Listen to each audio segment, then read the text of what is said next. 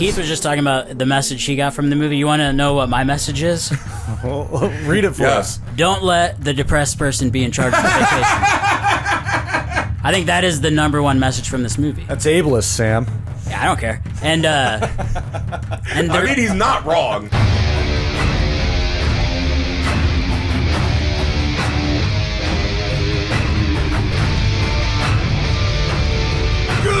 Greetings, friends! Welcome back to the Messed Up Movies Podcast, the podcast that celebrates movies and filmmakers that embrace the insane, the outrageous, the unhinged, the off-kilter, and the all-around kind of messed up fun you can't take your eyes off of. What's up, everybody? I'm your host, Griffey, joined as always by friend, co-host, super producer Heath. Hello.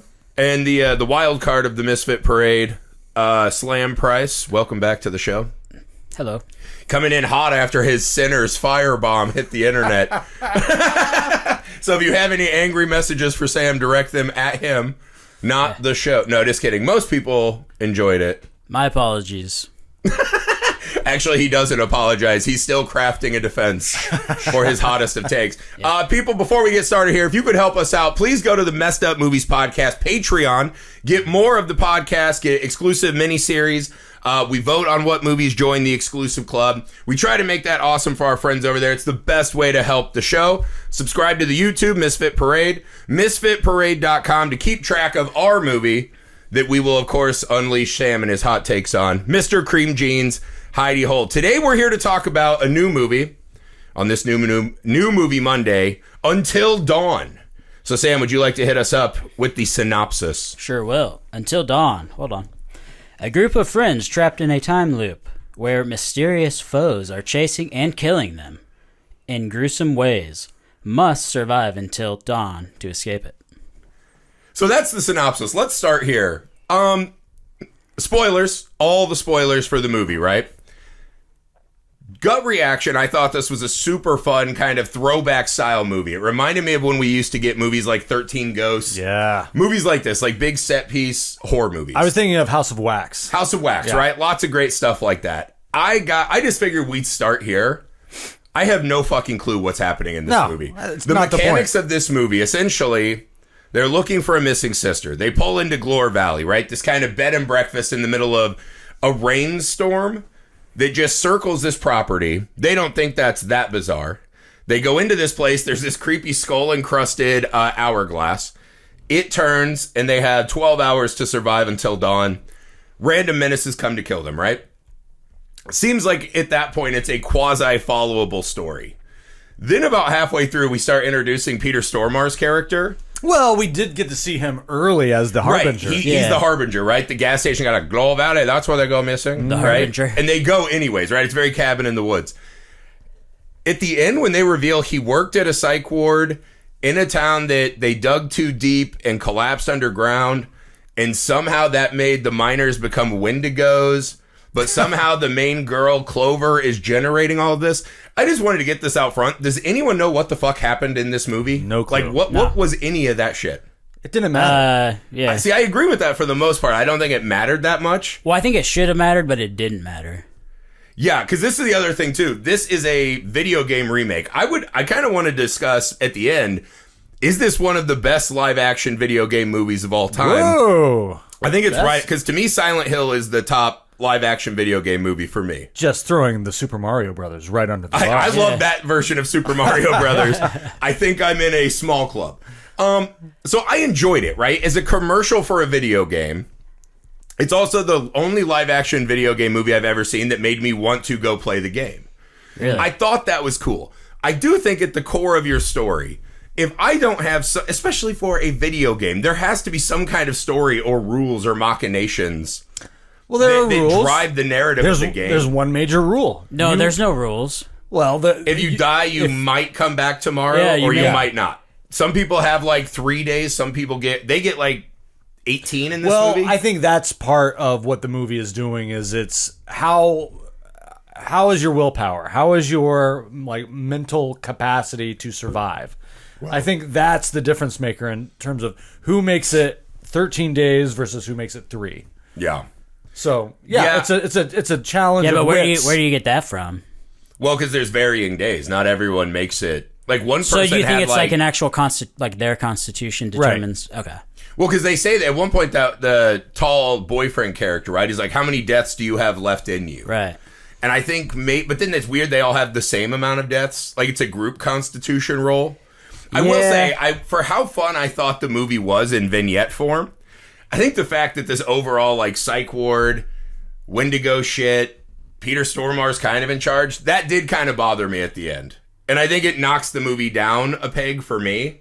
Because it has to have some kind... And again, I think the setup of a time loop movie is inherently hard to land. You know what's really funny that I appreciated? Where they have the moment, and you see this... Looper did this really well in like the context of time travel movies, where they're sort of referencing Back to the Future or right. You know, the other movies of that ilk, and Bruce Willis is just like, no, just stop. You know, there's no point in describing this. There's no logic. And they did that here too, because they have that moment where they say it's just like that one movie, and of course the movie is Groundhog Day. Yes, and they're like, well, there's been a lot of movies like that. You know, we all knew which movie they were talking about. They didn't have to actually say it. It was kind of fun. Yeah, no, I dig that, and I like the loop, but I think you get into this problem where, as you start seeing the characters die enough times, it kind of becomes a foregone conclusion they're going to win the movie. Like, there's no way Clover's not leaving that movie, right? Yeah. You start to lose things to latch onto. That's where I wanted the ending to come in and give it some kind of filler, right? I wanted it to fill the world out a little more, where I understood why this was happening, how this was happening, that it mattered a little bit. I was glad they didn't go, because when they unveiled at the end all these psychiatrist cards, I was like, if this is in her fucking brain, I'm walking out of the theater. I'm going to be fucking... See, I thought that would be what could kind of redeem it. For me, there were no questions asked and there were none answered. Yeah, that's a great way to put it. Pretty much. Yeah. What was that? I think that's a problem. What was that movie? That is a huge problem. Identity? Do you remember that movie? Yeah, that's where I thought they were going. I thought they were going. Yeah, it was the split personalities, right? They were all part of the guy. Who's that great actor with the wonky eye? Oh, he died. Bummer. But anyways, they were all part of his personality, right? He was both Ray Liotta and fucking John Cusack and hot chicks and a little kid. All those things in one. Pretty cool brain. Neither here nor there. What I've walked out of the theater thinking was, I was like, what a fucking fun ride. Like, it was just a really well-crafted, fun... It almost becomes like a Jimmy Buffett's greatest hits. It's like things that I've seen done better in other movies, but you get a wide array of samplings, right? And I liked that part of the movie. I think they thought they had more story than they did. And when they started cutting to just little vignettes on the cell phone of like other segments that seemed cooler than the ones we got. I loved that section. That was so good. I love that too, but that's what I'm saying. But also, that also made no sense, really. I wish it would have just been more days. Yeah. And not like Wendigos are there all the time. Because the Wendigos were like the worst thing in the movie. They looked so lame. So bad. It didn't make any sense. But again, I liked the greatest hits of horror approach. Right? You got clowns, you got slasher, you got a witch, you got like purge people. It's a great way to do a Groundhog Day setup. How many bites of the apple do we get? How many different ways can we mangle these teenage bodies? Yeah. I do have a gripe with, though, like, that woman was not a witch. Like, what about her made her a witch just because she's an old woman? Well, because they wrote on her door that she was the Glore Witch. So that's the context clue we got. Andy went upstairs and she had creepy dolls everywhere. And then she had like witch accoutrement, right? And then she put her like CPAP machine on Clover. I know, to me, her eyes went black, and I was like, I have no idea what's happening. So it's like but a spell, cool. I guess. Yeah. Yeah, a CPAP spell. A CPAP spell. It's hard for aging witches out here. But yeah, I mean, I think that is the constant give and take of this movie. Is I never had any clue what was happening. Yeah. But the clock resets. They wake up, and we know some new horror is before them. I thought they started to get a little long in the tooth, and they should have kept the segments really punchy and done like 10 5-minute segments of all the kind of classics of the horror genre. Like at one point, we see pencil sketches of a werewolf in the witch's house. Well, that's a Wendigo. But it was a werewolf. It had like full fur and ears and shit. Yeah. And I was like, where was our werewolf moment, right?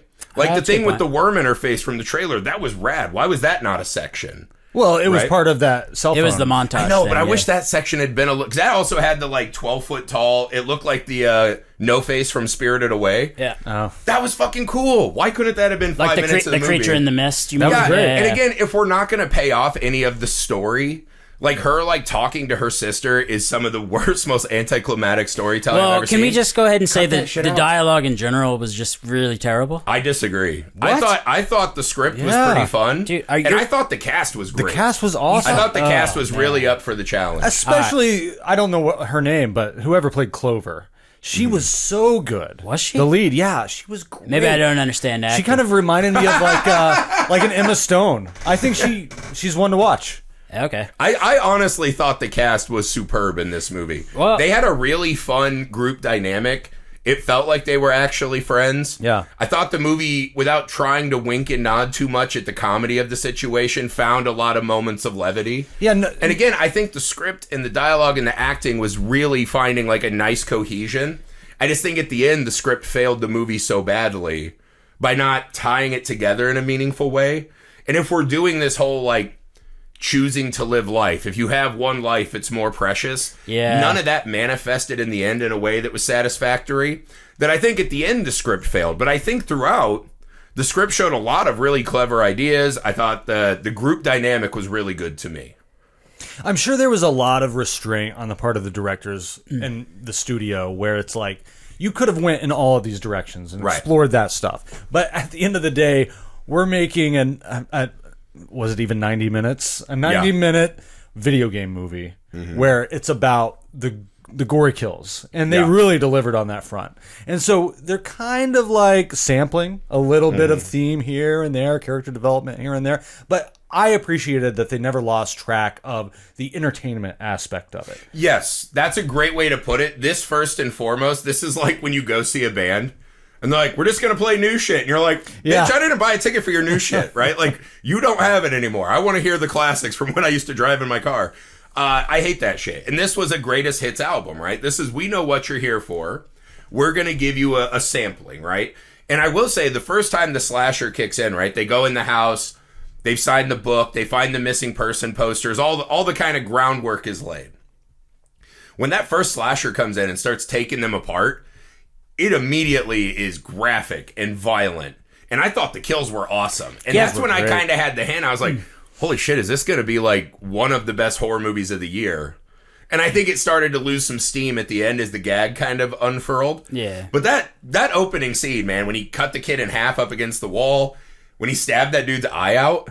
Yeah. Like, there were some good fucking kills, man. I was digging that a lot. I definitely do not mean to be a contrarian. But you just Steve, are that's for you, naturally. dude. That's for Steve. well, dude, I You just don't mean to be. You I just can are. only feel how I feel about it, and That's such a coward's cop-out. This is what my heart truly see, I wants. think you guys are the cowards because you're not saying what you truly feel. This is like as soon as you realize that they're not going to die, doesn't that take away all of I the think terror of the death scenes? Well, again, I don't. This is like a constant horror movie debate, right? Do I think this movie is scary? Not really. The edifice of it makes it less engageable for me to be afraid of. Right. What I think it is really fun, and it has the set dressings and the tools of a horror movie And- to make really fun. Because that's the thing, I don't watch 99 out of 100 horror movies I watch. I'm not hiding under my blanket afraid. And this you know is what I mean? in the DNA of a video game. You're going to do a video game movie. Yeah, make but it like dude, a video game. I have you get a lot of bites of the apple here. I have a feeling that this as a video game is way scarier than this as a movie. Oh, most for likely, sure. yeah. But again, video games are infinitely more immersive of a genre Not and always. a media. Well, not always, but like the best, most immersive video games, there's a level you can sink into those that you just can't engage a movie. Right? We're not young people anymore, right? If your sister hasn't gone missing, like there are just big things in here that you're like, all right, I'm not one of the people who would be in that car, right? Okay, I'm a little arm's length. When you play a video game, the really good ones you get so lost in. Sometimes you even create the character to your own settings. See, okay, so that's a great point because in my head, that's what I was thinking this whole time is like there is no real like character of any of these people.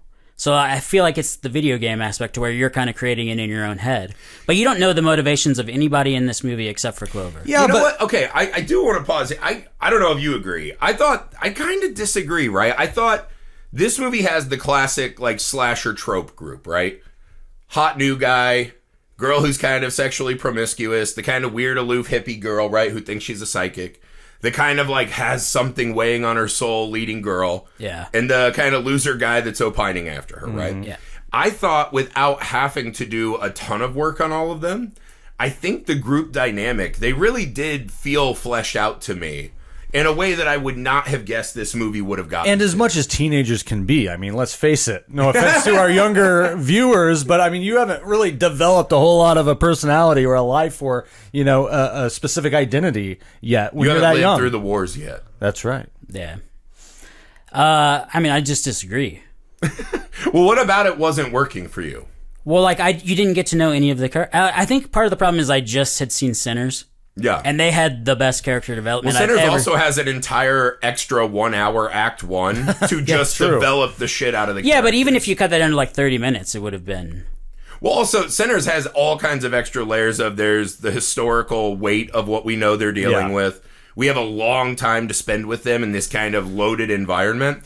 This is just hot young people. Yeah, no, I'm not comparing it to Sinners, but just like the character development differences. Like, I felt nothing. Yeah. So, like, when these characters die, right, I don't care about any of them. The only character I felt anything for was the hot boyfriend. But that's part of the tradition of this subgenre. Yeah. I mean, how many movies have we seen like this? That's what I'm saying. The same setup. But that's why they're not good. But I give it a lot of credit to make a movie that how many times have we seen a movie with these same characters, this same setup, this same environment, a house in the middle of nowhere, and do something that I don't want to call it fresh, but play off of the tropes in a way that keeps me engaged, makes it fun. Yeah. I mean, that's a hard thing to pull off. So it's kind of like comfort food, but really well served. Yeah. Well, and again, I think this is a like really poor man's Cabin in the Woods. Like, it's doing that kind of a riff, right? Like, kind of a wink and a nod to being in on tropes of the genre. It just doesn't have the kind of insight or interesting inversions that one does. Right. But again, I think the actors, really, you can tell they put in the work, right? Like, that felt like a real friend group to me, you know, of just young, hot people, right? And I thought the cat, like, my favorite person, it was the girl who was in Hellraiser 2022, whatever her name is, I forget. Right. She was the curly hair Nina. girl. I forgot that Nina, she was in that. She was fucking good, man. Yeah. Like, she's just really a strong actress. And so I was excited when she popped up on screen, but by the end of it, I thought they all gave these really endearing performances. And again, I just felt for that group. Like, I got it, right? Like, someone who went through this immense tragedy, and they're kind of just there for their friend, right? They've been friends since they were kids. We're going to show up for you, right? This is all we've ever had, right? We're going to show up. And it, you know, leading them into this trauma. I think, again, there are some things at the ending that kind of unravel some of that. But I thought the group had, like, a real beating heart that I enjoyed. Yeah. But again, like, the kind of most mediocre Friday the 13th didn't have. It'd just be like, that girl's here to pull her tits out. Right. They're going to bang and get killed. I thought this one did achieve more with the cast. Well, and you have that moment in Cabin in the Woods, too, where he's like, you know, the pheromones hit him and he does the dumb thing, right? The trope, like, we should split up. And they're like, what? No. This group kind of, I mean, there are moments where they do split up. But for the most part, they are all together. And well, they're mostly making the right choices unless compelled by love. And they're the boyfriend's like, I gotta go get Clover out of the witch house, and me, as a cynical older guy, is like, that's your ex, dude. Right. Well, she's gone. Get in that fucking. They have those debates, which I think, you know, it could have went way too far, because you could have had the boyfriend character who wasn't initially a part of the friend group say, you know, I'm out for myself here. It felt like he was going to become part of the evil. Right. And he didn't. And I thought that was what added up to what you're saying at the end, where you were glad to see them survive together because they all committed to each other and made sure that it was a group effort. To that point, though, I think one of the mistakes the movie made, because I love the part when he's like, I'll let you guys go if you sacrifice someone. Right. And Nina stabs him in the back with that pickaxe, right? And kills him, and she's kind of like, fuck this guy, he doesn't appreciate it. And she's like, we're not leaving here without everyone, right? We'll go back and we'll start again tomorrow. From that moment on, I knew they were all getting out. And it felt like then we were just kind of wasting time. I thought the movie needed to put one of them on the altar in a big way. Or just all of them. Or, again, play with the fact that they are going to start turning on each other in some way. It needed some kind of dramatic pull. See, I'm glad it didn't do that. Because the thing that didn't work at all in this movie was the sister coming back as a Wendigo. Like, that absolutely just fell like a fucking wet diaper. Yeah, I know, you're right. Because then at the end, because they show us this flashback, right? Because she dies, because she kills her. She essentially has her boyfriend kill her. And she comes back later. Like, she had to sleep longer. So I thought they were implying there were rules that if you tried to cheat the game, you could possibly run out of time, right? Neither here nor there. There's this whole scene about their mom just died. And she's kind of guilt-tripping the shit out of her sister. She's like, why are you leaving to New York? She's like, you know what? I can't let this tragedy define my life. I'm running to school. I'm running to start something new. Come with me. Like, let's try to live. I thought that was that's the right way to live, right? Having gone through something like this, that's the way to live. And that's the message. That's the message of the movie. Right, but the movie punishes the one who made the right choice. I know. And at the end, she's just like, I got to live my life now. And fucking stakes her to the ground. And I'm like, so the girl who had the most emotionally healthy response in the movie is now just stuck as a shitty sundress The whole Wendigo? catalyst of the movie is just giving up on. Well, no, because she wants to find her sister and bring her back, right? I think that's fine as the start of the movie. Yeah. I think at the end, that doesn't manifest in any kind of interesting way. The sister has no real voice in the film. It's almost comical. So what we needed was for one of the people we had latched onto to really fucking pay a price for this. For her kind of indulgence in this journey. Yeah. And for her friends sticking up for her, I felt someone needed to die in a really painful way for the cast to kind of ignite in her, oh my God, me being stuck in this has just created more and more trauma for myself. Now I need to go do something. And I got my friends killed. Yeah, exactly, right? Because she is the reason that they're all here. It's not her fault this town is whatever the fuck it is. Heath was just talking about the message he got from the movie. You want to know what my message is? Well, read it for us. Don't let the depressed person be in charge of the vacation. I think that is the number one message from this movie. That's ableist, Sam. Yeah, I don't care. And I mean, he's not wrong. And the reason why I like the hot boyfriend was because he was the only logical person of the entire group. He was the voice of reason, which I liked. And they didn't turn him into. They kept going like, "You're a monster." I'm like, he's not a monster. Like, yeah, what are you he's the talking one about? who's like, "Bitch, I've only been here for 3 months. Like, why did you guys?" He's also like, as a psych major, right, which is a good gag. Yeah. But he's not wrong. He's like, "You guys think this is healthy? Like, we're gonna go stay in the Airbnb where this girl might have been murdered." And can we just start at the beginning, dude? Yeah. Why did she sign the book to begin with? Because they thought they were going to stay in the Airbnb. No, they didn't. I think. It's a little sign of vandalism, right? For the social media kids that have to let everyone know where they are, else it's not real. So is that the trigger, signing the book? Because that's when it starts over every day. You could also argue, because everything in this movie becomes kind of supernatural poppycock with no rhyme or reason, maybe she's compelled to sign the book. Yeah. Maybe when you see the book, the atmosphere is compelling you to. That you are already in a game you're not aware of. Well, yeah, maybe you need to play the game to understand the movie. Yeah, I'm sure. And that's a flaw of a film. A film is flaw. a separate entity. I should understand what the fuck I just watched. I do always hate that. That's always an argument that I have with comic book bros, is I should not have, like, prerequisite material that I have to study before the movie. The comics should enrich it if you've read them. Yeah. They should not preclude you from enjoying the brand new piece of entertainment that's before you, right? So, again, I think... I really liked the setup. I liked the first kill. I liked that segment when we're kind of going through. Then all of a sudden the girl's possessed. They're missing posters around the wall. I didn't get that part at all. Like, so in that one, it wasn't really a demon, and then it went to the CPAP Witch. But it killed her, right? Yeah. So that the Asian girl died from being possessed. Mm-hmm. So like, and she channeled the voices of all the victims past. All right, so this is one of the problems I have with the movie is there are no set rules. Like, they could just kill you anytime they decide to kill you, so how could you ever escape unless they wanted you to? It's a fair point the movie brings. Like, the water thing is very clearly the game cheating. Well, and when the thing picked her up and threw her across the street, I'm like, how do you fight that? Like, it can just kill you, or it can move you? Well, because it's compelling her into the witch's house where they'll get her there, right? But then it changes her into... Because at that point, she's still not super actively fighting back against, which is weird, because in the first scene with the slasher, I was kind of surprised how active these kids were, trying to get, like, the little loser nerd Yeah. He's like this skinny little guy. He's like, I'm gonna grab this chair and Bubba Ray Dudley this guy. And I was like, that's not a choice that character makes. Like, what are you talking about? And then she's like, he's right there. I better grab this knife and start fighting. I was like, okay, so they're down for combat. Well, that seemed kind of And the next one, realistic, it was completely gone. I think you explained that away because none of us have lived through our own deaths and come back. You might become even more timid for the first couple. But if you think about and they do carry like continuing like kind of scars and markings. Yes, and so maybe there is some like but that's trauma. video game logic. It's set up exactly how a video game works, where you learn every single time you die and you come back. Yeah. You are taking those lessons back with you Yeah. to figure it out. So you have to die a few times in order to try to be able to start to beat the game. And as we found out, you can't just hold yourself up and be inert and not do anything, because you'll never complete the game if you just sit there. I mean, 'cause that the was game by cheats. far the greatest sequence in the movie.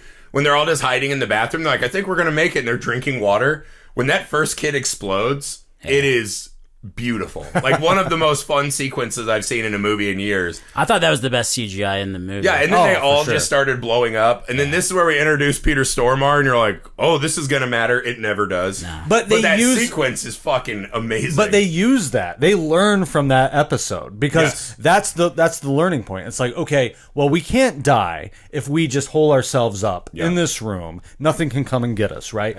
We can survive the night. And it's not true. That's not how a game works. You have to take action. Well, it's also like a fun playing against the horror movie thing of like, why do people always do the dumbest things? And They this one, have you to, have to do the dumbest things, right? You can't just do the smart thing and bunker in a room, or else you're dead, right? So I thought a lot of it, again, I think the mechanics of it work really well. And the movie just needed that final bow, that layer of frosting on a pretty well-made cake to make it complete, and it doesn't really do that. Well, and the gags, again, I never want to see the Wendigos more than once, right? Like, you got to keep hitting me with new shit. I don't want repeated. I didn't want the slasher to come back. I didn't want the like, give me new shit every time. Well, they specifically say every night it's going to be different, and then it's just the slasher every night. And then it's not different most nights. Yeah. So I thought that was kind of a weak choice, because, again, I think they thought, and this might be one of those video game people know and we don't, the Wendigos are somehow important to this, which It to seems me like is just stupid. So to me, the Wendigos seem like the end of the level when like you have 10 seconds left and they're coming from every hallway. Yeah. Type thing. Yeah. The one line I really did like was when the girl was talking about how you can get used to dying the same way every time and it becomes less fearful. Yeah. So therefore it's going to change, so you're always scared. I was Yeah. like, that's a pretty good. You have to continually be afraid in new ways. It's going to be different each Yeah, time. again, I thought they did so many things right. It ends up being, to your point, I think it is. It's just like pure junk food, right? And we all are excited when we take the first handful of M&Ms. And then at the end, you're like, why did I eat a fucking party-sized bag of M&Ms? It's like fucking 10 a.m. What am I doing with my life? That's what it felt like at the end. Yeah. But again, I think it's such a fun, well-made ride. And immediately, we got in the car. My 10-year-old went with us, Hunter, and he fucking loved it. And he's like, I can't wait to show that to Mom. And I think this is like one of the best compliments you can get on your horror movie. Is I was like, yeah, that'll be fucking great. When this comes out on VOD, we will pay to then show it to my wife and other son and like watch them get to experience it. Because again, I thought the best thing about the movie, it had that old school go to the movie theater feeling to me. And it that felt really worthy of going to a theater and being in an audience. But there was no audiences. We had like two stone people in front of us and two other people. It really in front of us, bummed me out that there weren't teenagers there ready But to even take just that ride. sitting there with you guys, right? Like, we were all like, oh, like we were reacting, right? And it had that fun, like, I was glad we saw it in the theater. Yeah. Which, this is a constant debate I have with people. So, like, we need movie theaters. I was like, we don't. Like, most movies I see have no fucking reason for me to leave my home and go to David Cronenberg just said the same thing. Yeah, like, we argue with people all the time about, and again, I think people are stuck in this nostalgic bygone era film when it was more romantic, right? We shot on film. We went to the movie theaters. People just wear suits to the movie theaters and shit. And you're like, that's great, dude. That's not the world we inhabit anymore. And like, we're the last of the last generation. Like, younger generations than us don't have that kind of relationship with theaters. Sadly. It just economically is going to change, right? Yeah. And I think movies are starting to reflect that a lot. Like, there are less movies that feel like big, important, see them in the theater movies. I would never have guessed that this was one of those movies. And so I give it a lot of credit for that. This was like a real fun theater packed with young, wild energy. I still think things. I don't get what you're saying, really. What do you mean? Why is this a scene in the movie theater? I just thought it had those like really fun set pieces, and it had a lot of like energy drawing moments. It felt interactive. I mean, you could have a really great time with the movie at home too. Yeah. It's just like we saw Jenny Pin in the theater. That made no difference to how I watched it. Like if I had seen that here, it would have been the exact same thing. for me. I always prefer the theater experience. Yeah, I prefer agree the with you on theater that. because we grew up with it, Yeah. and because No. we're not doing other things. I just can't see That's very the well, thing. so I we're like to be- focused on the well, movie it's much a more. huge, It's a huge ass screen, yeah. screen. It replicates dreaming the best out of any other experience that you can have, aside from maybe like an Apple Vision Pro or something, like a Meta Quest. Yep. But even that, I haven't watched any films in that format, but I don't know that It feels like could- just a goofy ass way to watch a movie on your phone you, to me. you can't get over the fact that this thing is glued to your face, so that's distracting. Yeah, I feel like I wouldn't feel like I was in a theater. I'd just be like, so this is just so I don't have to hold my phone. Like, Yeah. that might be old man shit for me, but I do still prefer the theater because it immerses you so much more. well, you're just locked in on one thing, except for if you have a bunch of cunts in your audience. Instead of at home, you're doing a bunch of other shit. Your dog wants to go out, right? Whatever. You're doing things while you're watching instead of just fully immersing. Yeah. And again, I think a movie like this would lose a lot if you weren't sitting there being on the kind of ride of the Because you'd movie probably with quit it. watching it. Well, I think what you're saying is, I would not come into a movie like this. I would not. I would probably, put it on if it was It on is a background Shudder. movie. No, even with good intentions, but I'm not bringing the like reverence or respect that I would bring to something like Sinners. Where Yeah. I'm like, okay, this is an auteur filmmaking experience. Like I have to be ready for this. I'm going to the theater to experience something rare, Yeah, something that would special. you assume it's like an important work of art. Yeah, right? and this right off the bat, it's like, how many times have we seen a movie like this? Okay, and if I'm watching at home, I'm automatically probably going to be just compelled to look at my phone because Yeah. I'm not bringing Yeah. that type of reverence to it. So it was nice to have seen it in the theater because Where you're held captive and have to. pay yeah, attention. and it's like, oh, I great, get it. this exceeded my expectations. Yeah. This was a lot of fun. It's like if you were in like third grade and they made you watch this movie, it'd be a good day. Third grade. I guess I'm trying to imagine. The Like, where they universe used to make you watch movies in class and it was awesome. Oh, Yeah. Even if the movie was terrible. Yeah. It was always a good day when Yeah, it was always a good the day. teachers That's got what I'm lazy trying to and say. Except put for on when a they movie. made us watch Roots for a whole week. Yeah. You're like, you're just at recess like, damn, dude, I got like heavy ass thoughts today. I don't even want to play kickball. See, I liked Roots. Like, I don't know what kind of attack he thinks he's making. Yeah.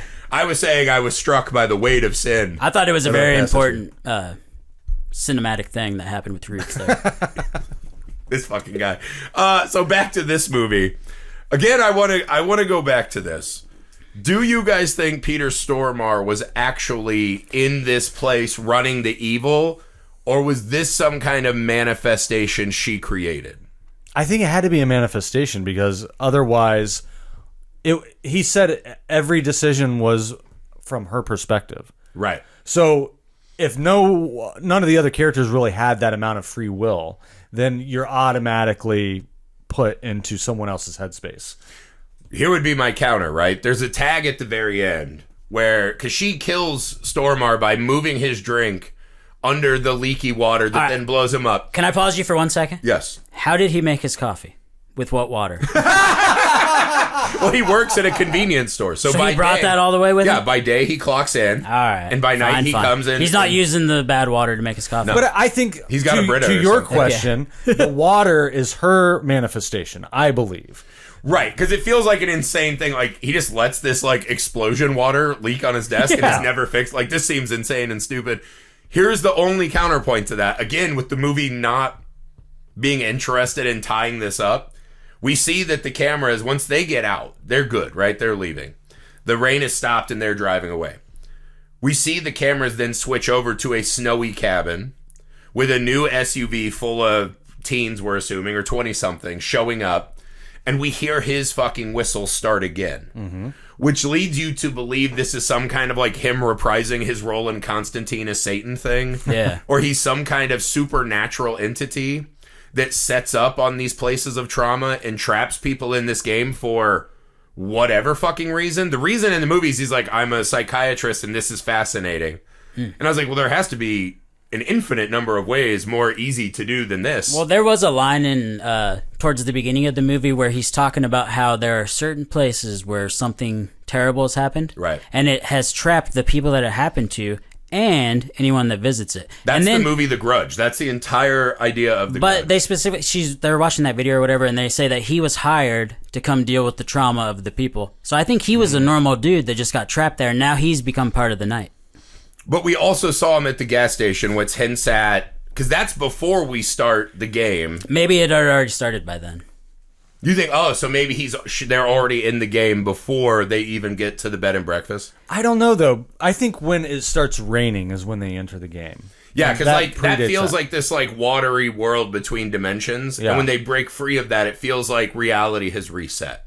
So you're thinking Peter Stormare is, she clocked him at the gas station, and then he became the manifestation of this other character. Yeah. I thought that, and then the ending tag happens. And he's still which there. she's already gone. So why would she still be generating Well, but also that? the mass killer dude killed her sister, so obviously her sister generated that guy too. So they generated the same bad guy. So I don't think they're actually... Well, they came from the same home. But we don't necessarily know that that is the real fate of her sister. I mean, that could have just been what she imagined may have happened. See, I don't agree with that, because when she shows up, she keeps doing the line from It, right?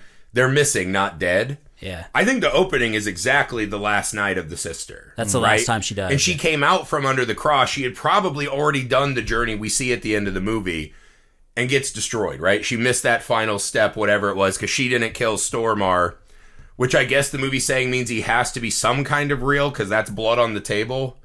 Again, I think the failing of this movie to not have an easy for me to describe what is happening is fucking ludicrous for how well made this movie is. I would say that it's not well made then, right? Well, again, I think movies have so many chances for people to hurt the final product.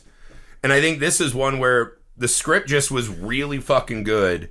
And it's always the third act is always the hardest thing in every story, right? In any medium. This one just had such an exceptionally bad third act. Yeah. That it really fucking kind of kneecaps how I thought about the rest of the ride. Because I was loving it. I was like, dude, this is like probably right under centers for me as the second best thing I've seen all year. Jesus. Until the ending. And I'm like, well, now it's not better than Companion and Hard Eyes and a couple other things I had seen. Oh, it's better than Hard. It's better than Hard. I liked Hard Eyes way better personally, because again, Hard Eyes was fucking good. Hard Eyes is the exact same genre as this, where it's just like a real old school wink and a nod to a slasher. Yeah, and I think it just finished. It also kind of had the like Scream 3 ending where it gets a little stupid when they reveal like the killers, and you're like, well, that kind of sucks. But at least it like still tried. This one having no fucking intentions on me being able to say. It'd be like if we watched Saw and that puppet just rolled in and we never learned the backstory of John Kramer, right? You're like, that whole movie falls apart and doesn't work anymore. I need to understand why this is happening at some level, right? Silent Hill has this, right? All these movies have a reason why this started. And I cannot for the life of me connect the dots between a guy who works at a psych ward and or maybe a gas station, a missing sister, a town that got eaten up in a sinkhole, and then anomalous rain patterns and a clock on the wall. Like, I cannot tie those together in a way I can describe why anything is happening. Besides, it's just a greatest hits wink and a nod to movies that we've liked better in the past. I would imagine there is story logic to it all. I'm not all that interested in going back. It's not that compelling enough to go back. I think that's the main problem is, like, after I'd watched the movie, I was like, I wonder what all this stuff is. And then, like, an hour later, I was like, I don't really actually care. No, it's just a ride. I would say, though, this is the only video game movie I've ever seen that really made me want to go play the game. Like, I feel like I would love playing this game like a good and game. maybe sinking more into it and getting some of this out of it. So I think that's a really good credit. I was talking earlier, like, what are the best live-action video game movies? And to me, it's always been Silent Hill. I think Silent Hill is the best live action. Or Resident Evil was pretty good. Resident Evil was fine. I think Silent Hill eats its lunch. It's usually horror ones. Like, this one's pretty up there, man. This is a really fun movie for most of the time. And again, I think it really captures that vibe of playing a game. Right. And making me want, like, it's honoring the game because now I want to go play the game. So I think I would have to look it up. My phone's dead, or I'd look it up. What are the best live action video game movies?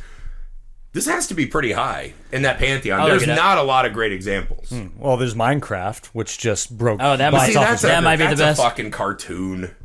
All right, let's see what That's a Google cartoon. Because I don't count the Super Mario Brothers movie either, because it's a cartoon. Yeah. Right? Like, you gotta... I'm interested when you transport it to a more realistic thing. What sticks? There was the Mario movie. There was Double Dragons. Neither of those were great. Oh, Mortal Kombat was awesome. Mortal Kombat, dude. Street Fighter. Street Fighter was, if you're just into cocaine, Street Fighter rules. Mortal Kombat, the thing about that movie that's stunning, if you guys go look up clips of that online, for how very average that movie was, even with Christopher Lambert as Raiden, that movie has the most incredible set design of any movie you've ever seen. You're like, how did this happen? Okay, so there aren't very many good ones, dude. No, that's what I'm saying. Tomb Raider, Uncharted. Uncharted's popular, yeah. Hitman was pretty terrible. Yeah. Street Fighter was not good. I feel like there are more. There have to be more, right? I figured there were like some indie games Tomb that I Raider just never heard. with Angelina Jolie. That was all right. No, that was terrible. That was terrible? I remember liking it when I was a kid, probably not for the movie. And then the rest are, like Griffey's saying, cartoon. Detective Pikachu, Super Mario, Sonic. Sonic was damn good. Sonic was really good. Yeah. Yeah. Sonic was actually... I liked all the It was really Sonic freaking movies. good, yeah. Yeah. I think, though, again, this without the advantage of having a beloved cartoon sidekick in it, I think this achieves a lot. Like, I really do think this is a fun movie. Yeah. I don't know. The way I view this is the same problem I had with, like, Y2K. Is, okay, it's a fun movie, but I don't get anything out of it at all. Except for to be entertained for an hour with your buddies. Yeah, but, that's not what I'm going for. I will admit, had I seen it alone, I would have still really enjoyed it, but it was enhanced seeing it with a group. Yeah. And especially having Hunter there. Oh, Having yeah, Hunter there my made kid it was wigging out, and it brought some juice to the experience. Yeah. Because, like, when they threw that girl across the yard, he just looked out, because he's been watching Friday nonstop, and he just leaned over to me and goes, damn! And I was like, this is great. I love this. And at one point, he leaned over and grabbed my hand. He's like, I'm so scared. And I was like, this is awesome. Oh, so it was They had scary. that great jump scare at the end where the Wendigo. I love that. It was really good. Like, that's how you do a jump scare. There's like one. They don't waste a lot of time on like bullshit jump scares.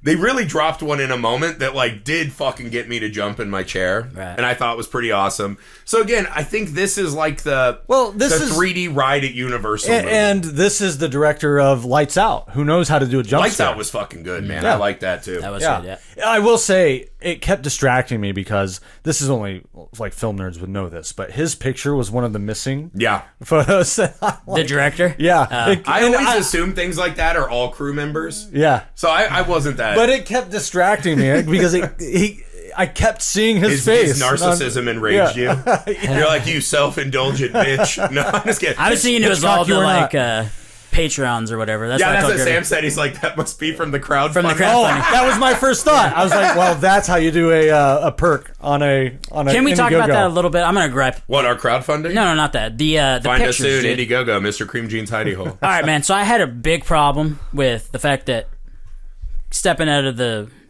funness of this movie for a bit, and the logic He's behind like an insurrectionist. He's so mad. The logic behind a road in the United States. Sand. Like, I listen to a lot of podcasts about crazy shit that's happened. Okay. And this would be on a podcast that like 49 people have gone missing and no one's ever heard of them in this town. And the cops never went to investigate. No one's ever went to investigate. See, a town like this probably has like one dipshit yokel. No, I'm saying the world would investigate. Because they do on very minor things like this. That's why I think this is practically like a dream for the main character. So maybe it's not really happening. Because it's all constructed for her own hang-ups. Because her sister is the contrast to her. She's the one that won't go outside of her comfort zone and take the leap. And she has that argument with her sister. And she won't go with her sister because she wants to stay in her little safe space.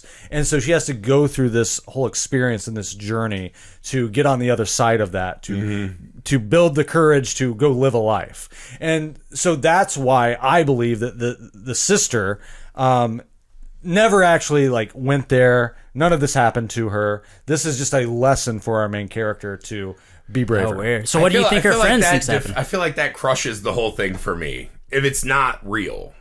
Which I agree, the way to get around most of the complaints of the movie is that it's some kind of like fever dream of a person who had a mental breakdown. Of a 20-year-old woman, Like she tried to hurt herself twice and ended up in a psych ward. Maybe? I hate that. That would explain Like it. there was a famous Batman story that did that. That he's actually just a guy in Arkham Asylum who crafted this grandiose tale That's after kinda the great, death actually. of his kids. Yeah. It's cool. Yeah. But then it's like... It's a cop Also, out. like, okay. It's like a fun thing because I have, 5,000 other Batman stories to read. It's a fun little, like, what if. Yeah. But again, it's like, this movie doesn't have that. I don't have 80 years of great stories to read, right? I get this one story. And again, it's weird because, like, I didn't always... Like, Shutter Island didn't bother me when it happened. I thought that did was a great pretty good twist. job of earning it. They did it But well. dude, there. I feel like, have you looked into any of the theories on Shutter Island? That No. it's actually real and it was a conspiracy to make him think it wasn't real? There's some pretty compelling arguments about that, dude.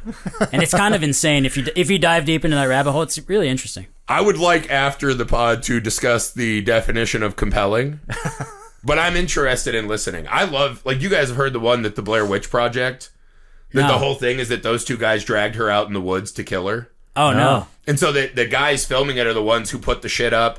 At the end, when he's in the corner, his friend is the one that comes up and gets her. And the whole thing is just That them tracks. dragging her Oh, out. wow. It changes the whole movie in a really interesting... Like, the one I love is that the Rugrats, all the other kids are dead. Yeah.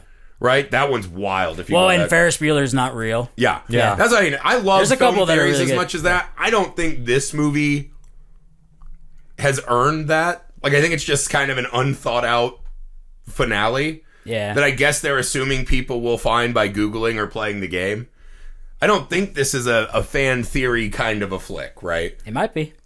It might be. Maybe we just Hey, did it. I think Heath Aim might have high. stepped onto something, dude. Yeah. We're the first in the conspiracy rabbit I mean, hole. it does track what he's saying, that this is all I would her... say in a movie where none of it really matters because they just keep coming back to life and all survive, if it on top of that is all a fever dream, I would never watch this movie again. Lame. Yeah. So lame. This one feels destined to me to be a clips that crush on YouTube kind of a movie. Oh, yeah.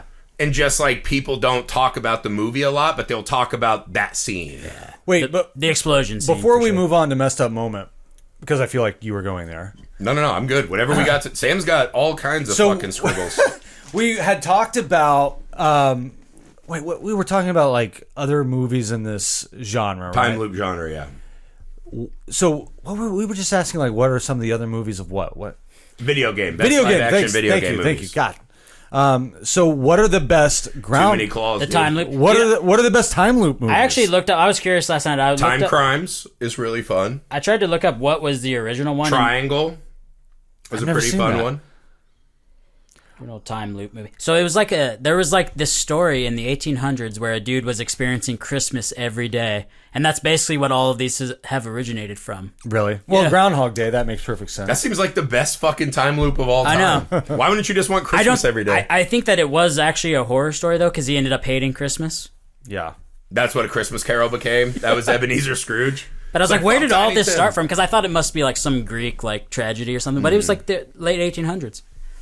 Hey, man. Yeah. I'm trying to think. Groundhog Day is the number one, better Absolutely. than all of them by light years. Yeah, it's the OG. Time loop movie? It's the OG. I can't think Die, of that. Live, Repeat was pretty damn good. Die, Yeah. Live, Repeat was cool. Yeah.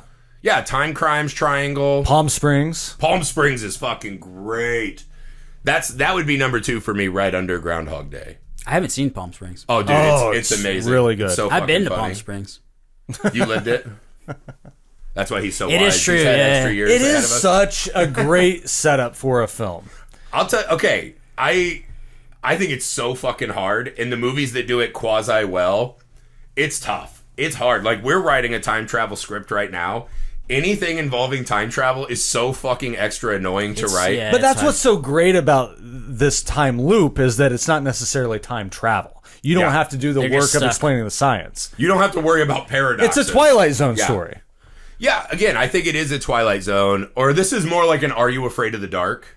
right? Like a one-off, kids get stuck in a place. So the big difference I thought in this one was generally in those time loop stories, it's something the character has to do themselves to progress and go forward. But I felt like we didn't get any of that. Like, what did she actually do? She goes forward at the end and leaves her friends behind, I guess. But I don't feel like she also did that at the beginning. I don't feel like lessons were truly earned in this movie. No. Because, again, the sister thing was just a wet fart in a crowded room. It was so lame. It's like now she knows what happened. That moment should have mattered enormously. And I think it helps this movie. This movie needed anything to make it matter. The main message of this is, you risk more by not risking anything. Yeah. That's the idea of it. I think he's entrepreneurial spirit. Took more from this film than we did. Oh, yeah. Entrepreneurial? Is that a word? Spirit? Okay. I think that's enough on the movie. Wait. That's what I'm saying. So, Sam, we'll start with you. What was the most messed up moment in Until Dawn? Well, I personally have a gripe with the whole idea. You're going to gripe on messed up moments? Well, when he was like, oh, the most important thing is that we're going to die. That's what makes life so important. I was like, what the fuck? Well, do you want to write your fucking saying you wrote down that I read before the show? What's that? So Sam's, one of his notes is, if you don't want to live it forever, why do you want to live it all? Oh, yeah. That's a good fucking point, He bro. didn't even spell at. He just did the at symbol like it's an email, which I thought was classic Sam. But also, why? Yeah. Okay. Umbrage noted. Sam, what's the most messed up moment in Until Dawn? Well, that was my messed up moment. I guess I'll take the explosion. The exploding what? Yeah. The first guy exploding from water. I honestly, and no, not even that one. I think the most messed up moment was when, for some reason, the Asian lady exploded in pieces. I was like, that's not fair. Oh yeah, the water went to her calf. Her leg falls off, and I'm like, Jesus. No one in this movie got a shittier deal than the nice, empathetic psychic friend who just wanted to help everyone out. Actually, I'm fucked up. I'm changing mine. The most messed up moment was when she was pointing at the pictures, and she got to the kid. I'm like, what kind of fucking kid came here all alone? So Sam stole. Okay, so I was gonna say this was my hidden messed up moment that I thought no one would get. That kid is just here all alone because we hear him, right? And he's going, "Mommy, I'm scared." And she's like, "No, it'll be all right." And we watched what then comes after the slasher, the exploding bodies, the demons, and it's like, could you imagine being a 4-year-old in this movie? And we hear his baby voice. So I was like, bar none, that was my most messed up moment. What I thought would have been cool, imagining that kid getting fucking CPAP'd by the witch. The cherry on top by a Wendigo. The cherry on top would have been if there was one little tiny Wendigo running around. That'd have been great. Yeah. Like that movie I stumbled on the other day, Werewolf Yorkie. Yeah. Where the werewolf just looks like Chewbacca's nephew from the Christmas special. No, but again, I was like, imagine the mom's like, it'll be all right, little Timmy, have a sip of water. And he's just, whoosh. And I was like, yeah, that is more fucked up than everything that we saw. I know, that was movie. super fun. That's my all right. The spontaneous combustion was by far the best. I mean, because that one is like a real pause. They're making a battle plan. You're expecting something to bust. We've seen a slasher, a witch. We saw a massive kaiju in the woods. Yeah. We thought something was coming for them, and then he just starts coughing. Well, I knew as soon as they started drinking the water that something had to be up with it, right? When I didn't peg that at all. I was completely blindsided. But he starts coughing, and I'm thinking, okay, he's all of his organs are coming up, right? Yeah. So that was expected. The unexpected was the spontaneous combustion. It was a great surprise. Yeah. See, I thought the same thing. I thought they were going to do Cabin in the Woods and like rotting or something like that. Like Cabin in the Woods, I know they remade it too. But the scene, it was like one of those like horror movie teenager scenes that I just never forgot. Was the girl shaving her leg? No, that's not Cabin in the Woods. That's Cabin Fever. Cabin Fever. Cabin Fever. Sorry, Cabin Fever. Yeah. Eli just Roth, like a kind of weird movie. It had like the kid who's like pancakes, and he does karate and shit. But I'll never forget that image of the like probably one of the top 5 most affecting horror movie moments of my life. Yeah. And I thought the spontaneous combustion was going to be that, and not them just blowing up one by one. Yeah. And it they had a cool like devil may care about it. Like, we'll see you tomorrow, bitch. I don't know. I thought, hey, how else would you want to go? That first explosion was so fucking It's rad. pretty quick, yeah. So good. And then he does it at the end. He drinks some water. He's like, fuck you. And he blows up on her sister. That was just such a brilliant add and change of pace in the movie. That was awesome. Totally. Yeah. So, Sam, what would you give this out of 5 final? Like 1.5. Whoa. You motherfucker. Damn. This is a 3.5 for me. I give it 3.5. Like it's a rock solid fun ride. You didn't have any fun watching this? I I went to the bathroom 3 times. Well, that's because Sam has a petite bladder. I was looking forward to it. He was just excited. That was like when I saw Skinamarink with Heath, and I was like, this is a movie I can just go take smoke breaks, right? And I did. Yeah, okay. So just to be fair to the filmmakers, I know it's really hard to make a movie and shit, but like... Most fucking half-ass apology already. I don't know, man. It's just like I didn't really... it wasn't that entertaining to me. Like, I don't really... Like, I got kind of bored, honestly. Well, and just like... Maybe I just have a problem with the loop. The loop. Yeah. I mean, it does devalue any kind of dramatic tension. Well, and I didn't know that this was a loop movie when I went to go see it. So. it could, like, yeah, this sort of movie, especially given all the tropes that they employ, can get tedious. Like, you know, I was worried about that. And every time it started to get there, they did something that was somewhat fresh and fun and surprised me. So, yeah, I give it a lot of credit, a lot of points. I like that they all fought back at the end and beat the masked dude, but it also didn't make any sense to me because he seemed invulnerable in the first scene. So that's what made me start to think that maybe it isn't. Because they're no longer afraid, dude. Yeah. But they're facing it. But nothing's ever explained. That was badass. They all picked up his hammer, took 3 of them. And that was cool. That was so fucking badass. And dude, the effect. That was one of the best. Yeah. That was one of the best head crushes I've seen. And that was like a physical effect. If you add an ending and take out the Wendigos, this movie could have climbed high for me. I really was loving it. Yeah, cast great, really fun. Old school, like, everyone screaming in the theater movie. One simple thing that would have helped me a little bit was at least have Clover sign the book, because then it would be like, okay, so she signed the book, so that's why her mind is the one that's I kind of thought that, too. Yeah. But, well, like, then I was a bunch of little other things. people that signed, I was like, were there actually, like, 8 of them? That's what I was thinking, too, yeah. This is the podcast. The podcast would have been on that. But... Now that I think about it, so everyone had that moment where they reset, right? Her sister's the only one that had no fortitude and didn't live. Everyone else just gets out except for her sister. And that little kid. Fucking raw. Yeah. But they go back to the same point every single time, right? Signing the book, wiping the mirror. So cool. Love that. And then, so Clover, the main character, she goes to grab the apparition that we assume is her sister, but it's almost like the girl in the ring, like or the Grudge or one of those, and she's not facing, so she's her back is to Clover, and she goes and puts her hand on this entity's shoulder, and then that's the point where when she turns it around, then it's gone, and then they're back in the loop. What if that entity was not her sister? What if it's her? Whoa. We could have a sequel, Sam. This is our chance to do Entities. I was thinking that a sequel to this would be really great. To where, like, later on in life, we check in on these characters and they've all developed, like, these weird diseases and all the wounds that they had. Oh, nice. Yeah. It'd be like Planet of the Apes, but with Wendigos. I guess, yeah. Hey, before we leave, can we make out a game plan? If this happens to us... Okay. I'm going to leave you guys. Oh, yeah, I was going to say, I would leave you. Can we just all agree? Yeah. So that way no one's crying about it later? I would follow you so that you would fall in combat immediately. Yeah, right. And then I would survive. I would get in the cabinet and not drink any water. Well, what if you die of thirst? You're not going to die of thirst. Also, you had to pee 3 times in one movie. Exactly, You I think was you're going going to to make it overnight? I'll piss myself in the cabinet. That I believe. Yeah. That I believe. I'm in the cabinet till the morning. No, I totally make the vow to you. I will use you guys to the best of my ability to survive. All right, yes. You have a game plan. You guys will become my shields. Deal. No doubt.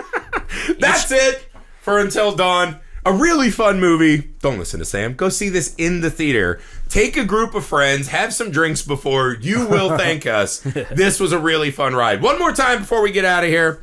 Messed Up Movies Podcast, Patreon. Best way to support the show. Misfit Parade YouTube. Subscribe there. Subscribe to the newsletter at misfitparade.com to keep track of Mr. Cream Jean's hidey hole. We are rapidly approaching the crowdfunder. We have a giant shoot this summer to put this thing in the can.